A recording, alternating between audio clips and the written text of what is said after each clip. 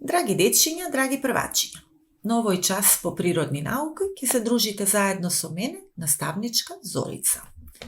На претходните неколку часа, на часот по природни науки, разговаравте, истражувавте и се запознавте со нашите 5 сетила. Ајде да си ги повториме накратко. Со кое сетило ќе ја видиме виолетовата боја на овој прекрасен зумбул? Со сетилото за вид, а тоа се очите. Со кое сетило ќе го почувствуваме неговиот убав мирис? Со сетилото за мирис, а тоа е... Кое беше сетило за мирис, ученици? Носот, така е. Кое сетило ќе ни овозможи да го слушнеме тропкањето на дождовните капки?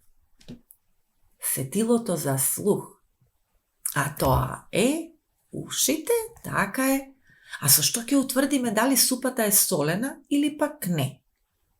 Со сетилото за вкус, а сетило за вкус кое е? Устата и јазикот и на крај петото сетило, колку е мек. Дали е сув или влажен сунгерот? Тоа ќе ни го каже сетилото за допир. Кое беше сетило за допир, ученици?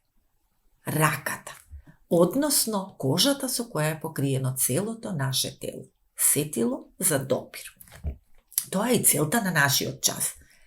Да го користиме сетилото за допир, за да бидеме свесни за светот околу нас. И со нашето сетило за допир да ги истражуваме и да ги утврдуваме карактеристиките на предметите што не обкружуваат. Па да почнеме. Но најпрво ќе ви треба вашиот прибор за работа на овој час.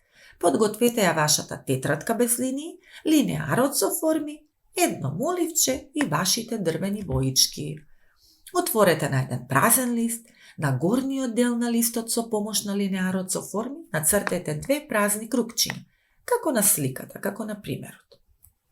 Сега станете и допрете го ѕидот во просторијата во која се наоѓате. Допрете го со раката ѕидот во која се наоѓате. Ако ѕидот е мазен, обој го првиот круг, ево овој што се покажува, со жолта боичка. А ако почувствувате со вашата рака рапавост, обој го вториот круг со жолта боичка. Сопри го видеото, стани, допри го ѕидот, истражи, значи пополни, а потоа продолжи на следната задача. А следната задача е да нацрташ триаголници, 2 триаголници по 2 кругови. Внимателно полека штипнете го вашето обравче. Ако е меко, обој го првиот триаголник со розова боичка. А ако обравчето е тврдо, обој го вториот триаголник со розова боичка. Сопри го видеото, истражи, пополни, а потоа продолжи. И следува третото истражување за кое одлучува сетилото за допир. Нацртај 2 квадрати како на сликата. Стани и допри ја кваката на вратата, која во повеќето случаи верувам дека е метална. Ако кваката е топла, обој го со зелена боичка првиот квадрат. А ако е ладна, обој го вториот квадрат со зелена боја.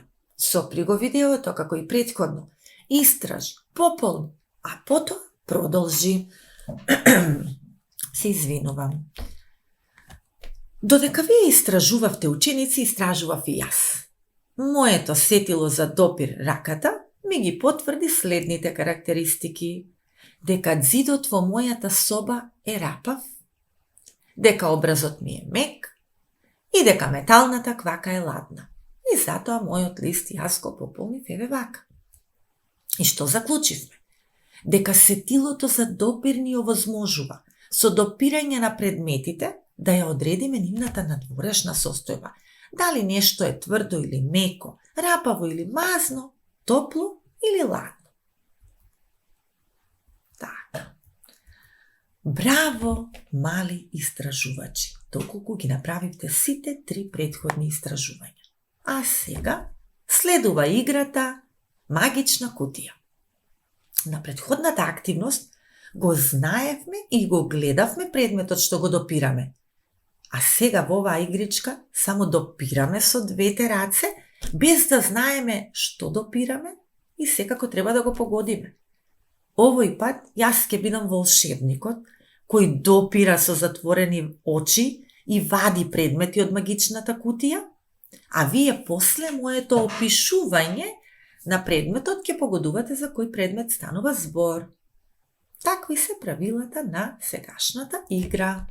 Но пред да почнеме, на следната празна страна, нацртете си во еден ред 4 празни кругчиња, тие ќе ни бидат потребни за 4 погодувалки кои што следуваат.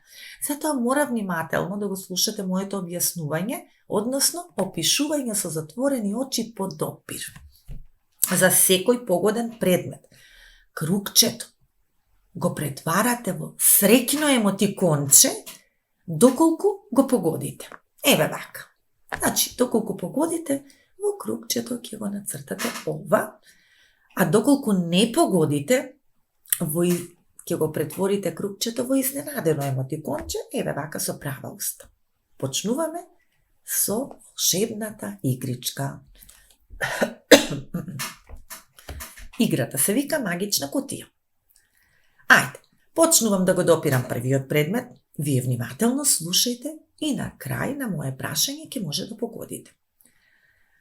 Допирам нешто мазно, долго, тврдо, тенко, аголно, а на горниот дел чувствувам нешто мекичко како гумичка да има, а на долниот дел па нешто тврдо и остро. Дали може би погодувате за кој предмет станува збор? Моливче. Јас во магичната кутија допирав моливче. Доколку го погодивте предметот, доколку помисливте дека тоа што го допирам јас е моливче, првото кругче, еве овде, претвори го во задоволно емотиконче, а доколку не го погодивте, нацртајте го ова изненадено емотиконче, но не очајувајте, има уште предмети за погодување. Ајде, почнувам со допирање на вториот предмет, а вие слушајте внимателно за да го погодите. Допирам нешто многу меко. Големо е, па нема некоја одредена форма. Има горе 2 исти малечки округли топчиња, мазни, тврди. Нешто слично на очи на кукла допирам. Има нешто одделено, мислам, како опавче. Важно дека е големо и меко ова што го допирам. Дали може би сега знаете за кој предмет се работи? Плишено мече. Значи, доколку си помисливте дека тоа што го допираме некоја плишена играчка, претворете го второто кругче во среќно емотиконче, во спротивно, во изненадено. Во магичната кутија има уште предмети за погодување. Поминуваме на третиот предмет. Еве сега. Допирам нешто на малечко, тврдо, изработено е од метал, рапаво е насекаде, има некое дупченце на горниот дел, така. Доле кога фаќам под тој круг чувствувам како рапавко, како запчиња од крокодил. Дали вие знаете што може да биде тоа метално, мало, рапаво? Тоа е клуч. Со третиот круг постапете исто како и досега. Затоа што ќе поминеме на последната погодувалка, внимавај, размислувај, соживувај се со тоа што го слушаш исто како ти да го допираш. Така полесно ќе погодиш. Откако ќе го пополниш третиот круг среќно или изненадено, поминуваме на последното погодување. Допирам нешто мазно, тврдо. Не е многу големо. Има многу рабови, ќошиња, што помалку дури и боцкаат. Има неколку рамни површини, како да е изработено од пластика. Дали може би после ова опишување знаете за кој предмет се работи? Коцка. Пластична коцка. И постапете исто со последното пополнување на кругчето. Доколку погодивте неколку, или пак може би сите извлечени предмети од магичната кутија, браво! Тоа кажува дека внимателно сте слушале, активно сте учествувале во играта и оваа игра може често пати да ја играте и со вашето другарче или повеќе другарчиња, сами одлучете за правилата на играта и за тоа што ќе ставите во кутијата или торбичката, се разбира. Ученици, дали ако некој предмет само го гледаме со очи, може со сигурност да кажеме дека е тврд, мек, мазен или рапав? Или ќе го потврдиме тоа дури откако ќе го допреме? Се разбира дека ако го допреме со рака, со нашето сетило за допир, но допираме само доколку е безбедно за нас, не смееме да ги допреме сите предмети да ги допираме. Тогаш со сигурност ќе кажеме за неговите карактеристики. Значи, што заклучивме? Забележавме колку е важно сетилото за допир. Исто како што е голема важноста и на другите сетила, така и на ова сетило. И на крај, домашна задача. Со сетилото за допир истражувај ги следните предмети кои што ќе ги видиш, кои секако ги има во твојот дом или во твојата детска соба. Нацртај најпрво на празен лист еден голем син и еден голем црвен круг.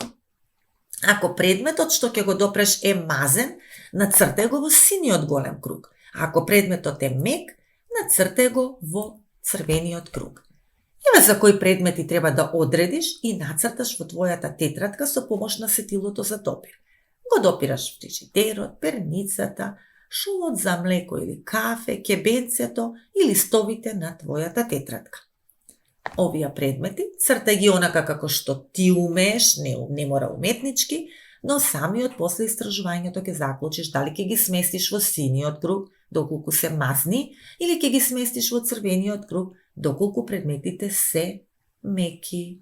Може би некој предмет ќе го нацрташ и во синиот, и во црвениот круг.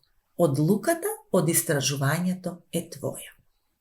До видување, до следното видување.